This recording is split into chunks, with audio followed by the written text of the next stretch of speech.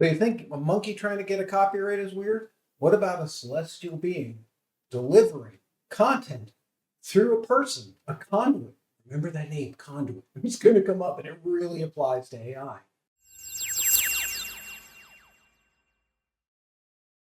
So with AI, we're talking about this artificial super intelligence.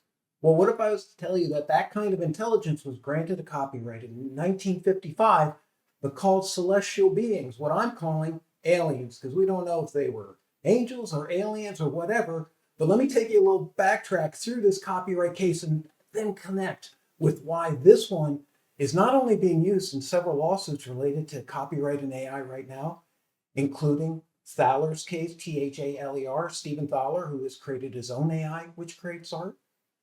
But these cases have a fascinating look at how we would grant copyright ownership to something we're collaborating with, curating with, something we're working with. So let's wind back the machine to like 1911.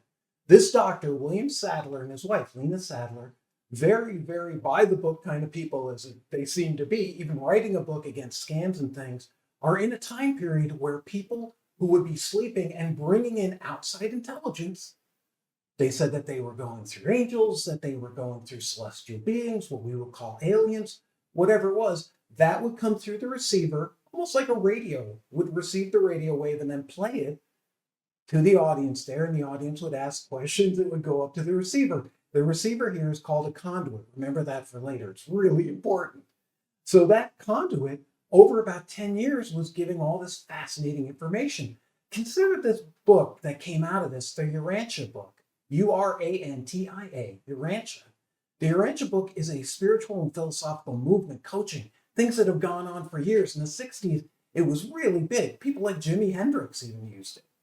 So this kind of book that came out was first started in 1911, and then in 22 to 23, they started gathering a group, about 400 people, asked questions, and over about 20 years, they gathered 2,000 pages. And in 1955, they copyrighted it. And a little history lesson there, in 1955, there was a big movement of spiritual movements going on in the US. Things like Dianetics by L. Ron Hubbard that evolved into Scientology. Urantia is not like Scientology, but it is its own following movement coaches who take this philosophy that's like a third Christianity, what most would consider it, though much different. And another bit like Carl Sagan, like discovering the universe. So let's zoom out and say, okay, wait. So we got this book that was channeled, what we would call today, through a person who we don't know. It was created as a book, and it was acknowledged to the Copyright Office that this came from an outside power, an outside intelligence, non-human.